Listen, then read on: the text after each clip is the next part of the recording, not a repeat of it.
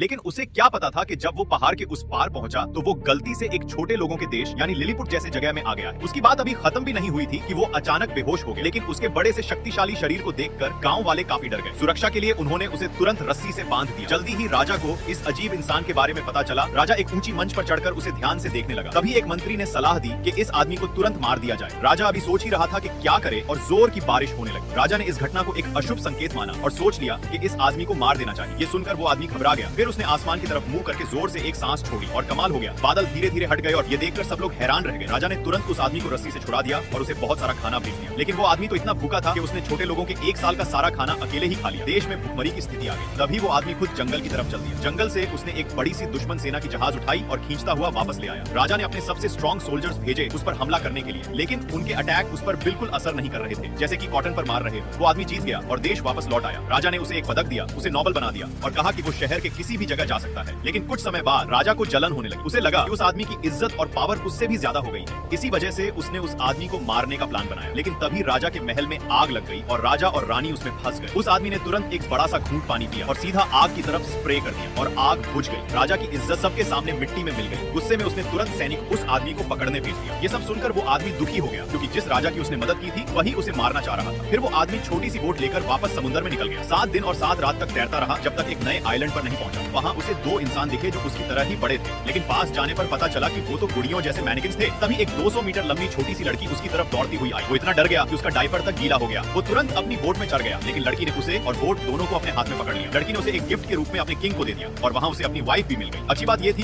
कि वहाँ के लोगों का इरादा बुरा नहीं था, लेकिन तभी लड़की उसे लेकर एक ऐसे महल में गई जहाँ से दोनों भाग गए। चिंगारियां छूट रही थी और चेज सीन शुरू हो गया। किंग ने अपनी आर्मी भेजी उन दोनों को पकड़ने। दोनों भागकर एक जंगल में घुस गए। तब लड़की ने उसे एक छोटी सी नदी में फेंक दिया। अब उनका जीवित रहना किस्मत पर था। किंग ने उन्हें मारने के लिए बड़े बड़े पत्थर तक फेंके, लेकिन उनका एम इतना बेकार था कि वो बच गए। पता नहीं कितने दिन बाद वो दोनों समुद्र से एक नए देश में पहुंच गए। वहाँ उन्हें एक आंटी मिली। तब दोनों को समझ आया अब हम घर लौट आए हैं। अगर वीडियो पसंद आई हो तो वीडियो को लाइक करके चैनल को सब्सक्राइब करना ना भूलें।